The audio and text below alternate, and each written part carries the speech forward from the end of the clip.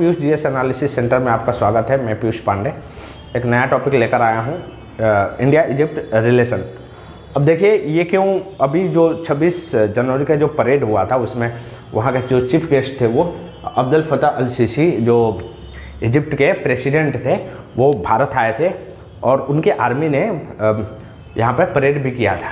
तो इसका रिलेशनशिप देखते हैं कैसा रहा है, कब से रहा है। इजिप्ट का मतलब मिस्र होता है और हम देखेंगे तो हम इसको देखते हैं तो इसका रिलेशनशिप जो है ना इजिप्ट और इंडिया का बहुत पुरानी सभ्यता है। ये मतलब ये जीवित सभ्यता जो है ना, लिविंग जो सिविलाइजेशन बोला जाता है उसमें से ये दोनों इंडिया और इजिप्ट आपको मिलेगा।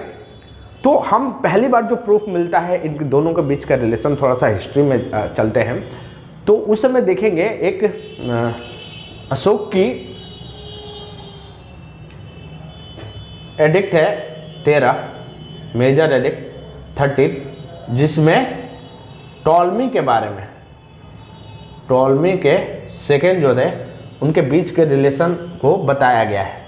तो इतनी पुरानी हमारी सभ्यता है ये, और रिलेशन जो है बहुत जगहों पे हमें देखने को मिलता है मिस्र और इंडिया के बीच में। लेकिन आज के सिनारियो में हम देखते हैं आज हमारे रिलेशनशिप आप डेवलप हो रहा है और परेड के लिए मतलब 26 जनवरी के परेड पे चीफ गेस्ट एज ए बुलाना, ये अरब कंट्री के ये दूसरा मौका है जो कि ऐसा हुआ है। इससे पहले नाइजीरिया भी था, यूएई भी था, ऐसे देखा जाए तो 5वां है, लेकिन ये मेरा मानना है कि ये दूसरा है। तो कारण क्या है एक्चुअली देखा जाए तो इस गवर्नमेंट का जो रिलेशनशिप डेवलप हो रहा है हम दोनों देशों के बीच में, इसका कारण क्या है। तो हम इसके कारण पर देखेंगे जो इम्पोर्टेंट कारण है, क्या ज़रूरत है और रिलेशनशिप। पहले इकोनॉमिक इसकी रिलेशनशिप को देखते हैं, इसके आर्थिक रिलेशनशिप कैसा है। ट्रेड को ज़रा देखते हैं इसको। तो ट्रेड देखिए, इंडिया इजिप्ट रिलेशनशिप जो है ना, ट्रेड में $7.26 बिलियन की ट्रेड है, जिसमें इंडिया एक्सपोर्ट करता है इजिप्ट को, इधर से इंडिया एक्सपोर्ट करता है इजिप्ट को $3.74 बिलियन और इजिप्ट एक्सपोर्ट करता है इंडिया को $3.52 बिलियन। ठीक है, तो ये हमारा एक्सपोर्ट का है। एक्सपोर्ट तो दोनों के बीच का ट्रेड 7.26 बिलियन है। ऐसे तो 65% अभी डिकेड में 20 और 21 से लिया जाए तो काफ़ी हमारे दोनों के बीच में ट्रेड बढ़ा है।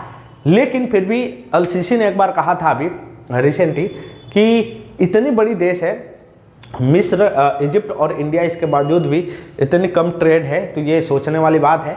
लेकिन डेवलप हो रहा है, हमारा दोनों का रिलेशन बहुत अच्छा डेवलप हो रहा है। इसका रीज़न देखते हैं। देखिए किसी भी देश को जो रिलेशनशिप डेवलप होने का बहुत सारे कारण होता है। क्या क्या कारण हैं जो कि इजिप्ट और इसके बीच में डेवलप हो रहा है। देखिए पहला तो इकोनॉमिक कारण है, इकोनॉमिक कारण है। दूसरा कारण है जियो स्ट्रेटजिक, जियो पॉलिटिकल, जिसको जियो पॉलिटिकल भी बोल सकते हैं। और थर्ड जो कारण है वो फ्यूल्स, एनर्जी। देखिए ये दोनों देशों के लिए महत्वपूर्ण है। हम देखेंगे थोड़ा सा इसको ना, पीछे की हिस्ट्री में चलते हैं थोड़ा सा इंडिपेंडेंट के साथ। तो ये दोनों कंट्री ने क्या किया था कि इंडिपेंडेंट के साथ दोनों आपस में करीब 18 अगस्त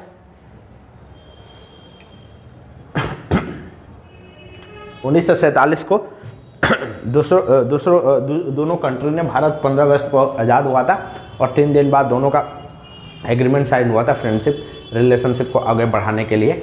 1978 के एग्रीमेंट को देखा जाता है, जिसके अनुसार मोस्ट फेवर्ड नेशन का दर्जा दिया गया था, मोस्ट फेवर्ड नेशन का। देखिए सबसे बड़ी बात है ये दोनों कंट्रियों के बीच में, ये दोनों country non align moment, NAM जिसको बोला जाता है दोस्तों, NAM, नॉन अलाइन मोमेंट होता क्या है ये दोस्तों थोड़ा सा मैं बताता हूँ। जब बाइपोलर वर्ल्ड हुआ था, एक अमेरिका, रसिया, बहुत सारे कंट्री कुछ अमेरिका को सपोर्ट कर रही थी, कुछ रसिया के सपोर्ट कर रही थी। तो कुछ देशों ने ये स्टार्ट किया कोल्ड वार के समय में कि हम लोग क्या करेंगे, हम न्यूट्रल रहेंगे। उसमें भारत ऐसा देश था जवाहरलाल नेहरू के समय में, और इजिप्ट में नसर जो थे वो उस समय प्रेसिडेंट हुआ करते थे, और इंडोनेशिया, घाना ने मिल के ये एनएम का ये इस्टेब्लिशमेंट हुआ था, नॉन अलाइन मूवमेंट का। नॉन अलाइन मूवमेंट बोला जाता है दोस्तों, नॉन अलाइन मूवमेंट, ठीक है। इससे क्या होता है ना कि कोल्ड वार, ये ना बाइपोलर वर्ल्ड से बचने की कोशिश करने लगे दोनों, और किए भी। लेकिन कुछ दिनों बाद हम देखते हैं हमारे दोनों की स्थिति क्या होती है कि इजिप्ट जो है वो प्रो अमेरिका की तरफ थोड़ा सा टिल्ट हो जाता है, और इंडिया जो है वो रशिया की तरफ टिल्ट हो जाता है आगे की चलकर, ठीक है। फिर हमारा रिलेशनशिप अभी देखिए 2011 तक, थोड़ा सा इजिप्ट के बारे में समझ लेते हैं। 2011 तक मुबारक थे, मुबारक वहाँ पे मुबारक का क्या हुआ कि 2011 में बड़ा वहाँ पे करप्शन, क्योंकि देखिए इजिप्ट की स्थिति थोड़ी सी ख़राब है, ठीक है ना। स्थिति खराब होने के चलते करप्शन और सारी चीज़ें मिलके जो हुआ था, मुबारक को वहाँ पर क्रांति हुई थी, रेवोल्यूशन हुई थी, और इसके चलते क्या हुआ, मुबारक हट गए थे। और मुबारक को हटने के बाद 2014 में 2014 में एलसीसी जो कमांडर थे, एलसीसी जो कमांडर हुआ करते थे आर्म फोर्स का, इन्होंने प्रेसिडेंट बने। तो ये था इसकी इजिप्ट की इतिहास अभी तक की। अब देखते हैं इंडिया की। तो 2014 से रिलेशनशिप ये इस गवर्नमेंट ने बिल्डअप स्टार्ट की, और देखिए G20 में भी, अभी G20 में भी इसको ना बुलाया गया है, इजिप्ट को बुलाया गया है G20 में भी। अब थोड़ा सा हम इसको थोड़ा सा देखते हैं, तो हम इसके रिलेशनशिप को देखते हैं दोनों के लिए इम्पोर्टेंट क्यों है। अब कोई भी ट्रेड होता है स्ट्रेटजिक, देखिए स्ट्रेटजिक रिलेशनशिप का मतलब ही ये होता है दोस्तों कि बड़ा लंबा, इसकी तो डेफिनेशन बहुत ब्रॉड है, लेकिन मैं आपको छोटे शब्दों में समझाना चाह रहा हूँ। इसका मतलब होता है कि भाई रिलेशनशिप दो कंट्री के बीच में, या दो जो भी है एंटिटी के बीच में, ऐसी चीज़ें जो लॉन्ग टर्म के लिए हो और एक दूसरे के फ़ायदे के लिए हो। ऐसा नहीं हो कि एक का फ़ायदा हो रहा है दूसरे का फ़ायदा नहीं हो रहा है, तो ये दोनों के फ़ायदे के लिए। और देखिए इस समय जब अभी थोड़ी सी इजिप्ट की स्थिति, अभी यूक्रेन और रसिया और यूक्रेन की वार के चलते थोड़ी सी स्थिति और ख़राब हो गई, क्योंकि 80% जो है ना फूड ग्रेन, और ख़ासकर व्हीट, गेहूँ, ये जो गेहूँ है 80% वो रसिया और यूक्रेन से आ रहा था। तो भारत ने अभी दिया भी था, करीब करीब इंडिया ने इसको सपोर्ट किया था 61,500 मिलियन टन गेहूँ प्रोवाइड किया था इजिप्ट को। ये पाबंदी होने के बावजूद भी भारत ने अभी थोड़ा सा एक्सपोर्ट पे पाबंदी व्हीट पे लगाया है, इसके बावजूद भी इजिप्ट का हेल्प किया था। तो ये दोनों देश करीब आ रहे हैं। अब थोड़ा सा इसकी ज्योग्राफी को देखते हैं। देखिए रिलेशनशिप में सबसे बड़ी बात होती है दोस्तों, याद रखिएगा कि ज्योग्राफिकल जो कहाँ पर है, कौन सा देश कहाँ पर है, उसकी ज्योग्राफी क्या है, बहुत इंपॉर्टेंट रखती है दोस्तों उसका रिलेशनशिप बनाने में। देखिए कोई ना कोई किसी न किसी फ़ायदे के लिए एक दूसरे से देखा जाए इस वर्ल्ड में, तो हमें जब तक फ़ायदे नहीं होगा कोई किसी से ट्रेड या कोई किसी से ऐसा समझौता क्यों करेगा। तो इजिप्ट को देखेंगे तो इसकी स्थिति बड़ी खतरनाक है। अब मतलब एक अच्छी स्थिति पर है ये अफ्रीकन कंट्री का। देखिए यहाँ पर देखिए दो तरह से है, इंडिया का जो ट्रेड है ना करने की, इसका 3 रूट है मेनली। 3 रूट जो कैसा है, एक रूट मैं आपको थोड़ा सा ब्रीफ में थोड़ा सा समझाना चाह रहा हूँ। देखिए एक रूट है जो हमने छबार पोर्ट, ईरान यहाँ है तो यहाँ पर हमने छबार पोर्ट बनाया था, और छबार पोर्ट बनाया था इसलिए क्योंकि पाकिस्तान का जो वो रूट है जो पाकिस्तान और अफगानिस्तान होते हुए सेंट्रल एशिया की तरफ जाता है, ये हमें एक्सेस नहीं हो पा रहा है। और उसका कारण क्या है, पाकिस्तान है हमें देने से मना कर रहा है।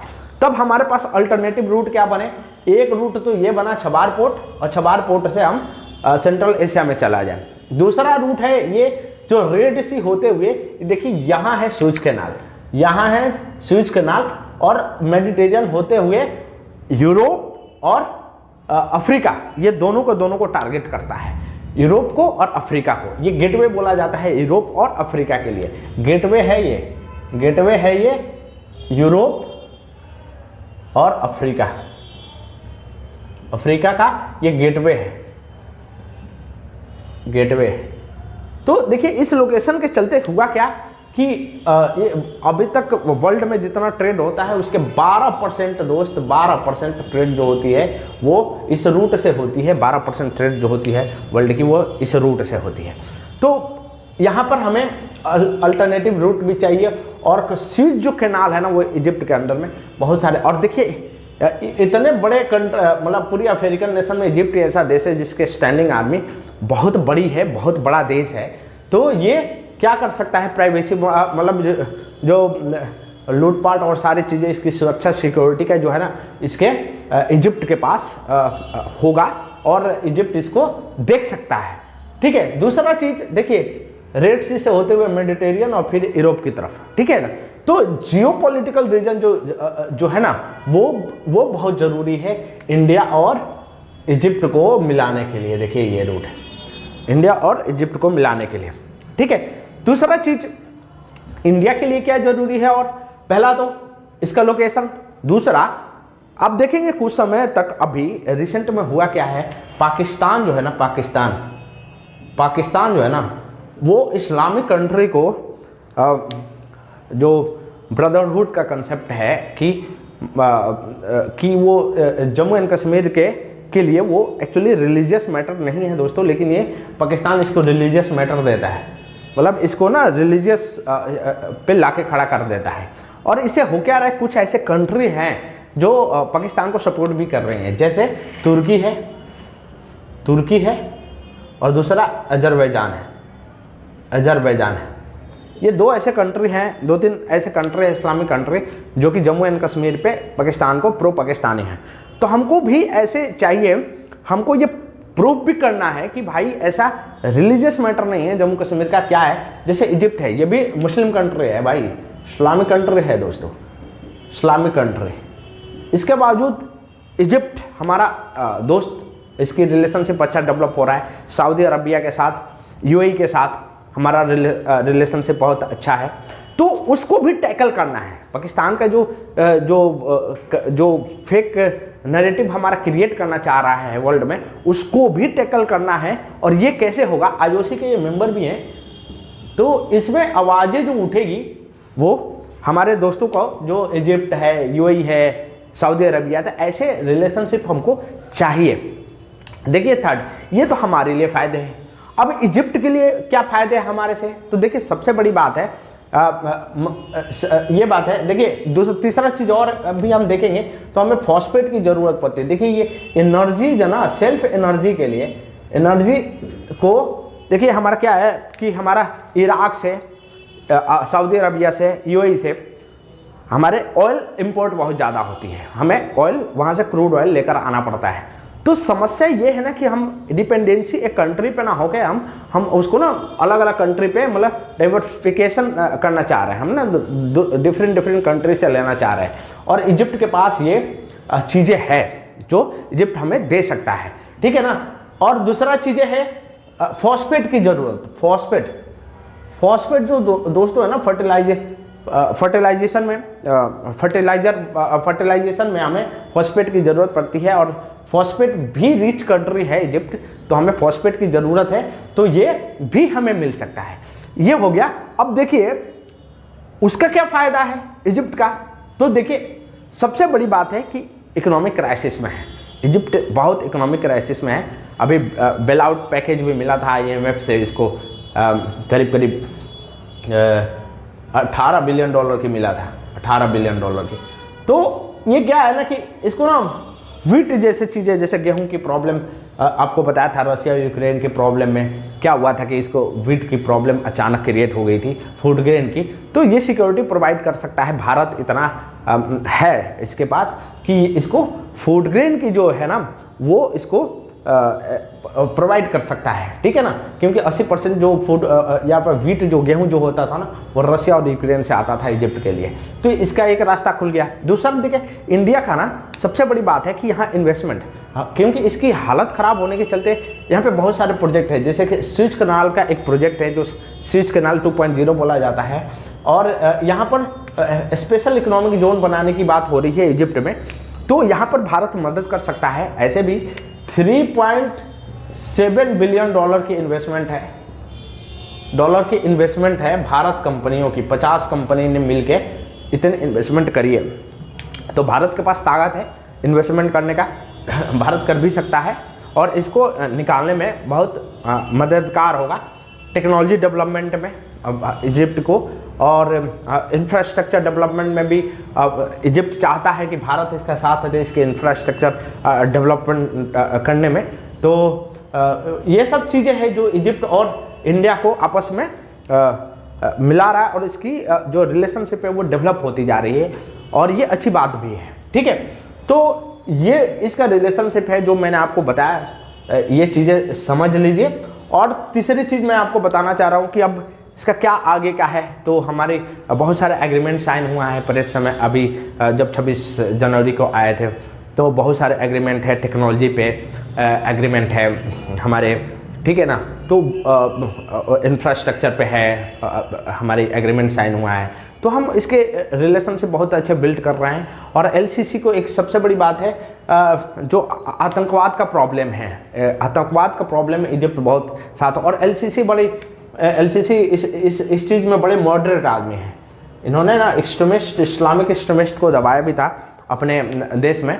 तो ये इन चीज़ों को ना, ये इन्होंने अभी आकर परेड में बोला भी था कि हमें एक्सट्रीमिस्ट को बढ़ावा नहीं देना चाहिए और ये पीस के लिए बहुत ज़रूरी है। और भारत तो भुगतान करता ही है दोस्तों पाकिस्तान जैसे देशों से।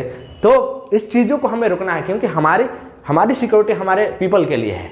हमारी जितनी जनसंख्या है 1.31 बिलियन पॉपुलेशन, हमारी सिक्योरिटी हमारे सिटीजन्स के लिए है। और जो इश्यूज है उसको एराइज करने में जैसे इस कंट्रियों का यदि हाथ होता है तो ये भारत के लिए भी बहुत फ़ायदेमंद की चीज़ है और होना भी चाहिए। और इनकी पॉलिसी भी बता रही है कि ये देश के लिए अच्छे साबित होंगे पाकिस्तान को टैकल करने के लिए, क्योंकि हमें ज़रूरी है पाकिस्तान को टैकल करना और ये बहुत इंपॉर्टेंट चीज़ है। लेकिन प्रॉब्लम है, कुछ चीज़ें प्रॉब्लम है, जैसे चाइना की इन्वेस्टमेंट भारत के इन्वेस्टमेंट से बहुत ज़्यादा है, 15 बिलियन डॉलर की। ये रुकावट पैदा कर सकता है, हमको इसको देखना पड़ेगा क्योंकि हर जगह पर चाइना के इन्वेस्टमेंट मेरे दोस्तों बहुत ज़्यादा हो जाती है और बड़ी दिक्कत क्रिएट कर देता है। तो इसको हमको देखना होगा और फिर भी गवर्नमेंट की काम है इसको देखना, वे फॉरवर्ड की बात है इसकी है, लेकिन रिलेशनशिप अच्छा डेवलप हो रहा है। और थैंक यू सो मच ये वीडियो देखने के लिए। यदि आपको अच्छा लगे तो लाइक एंड सब्सक्राइब करते रहिए। जय हिंद।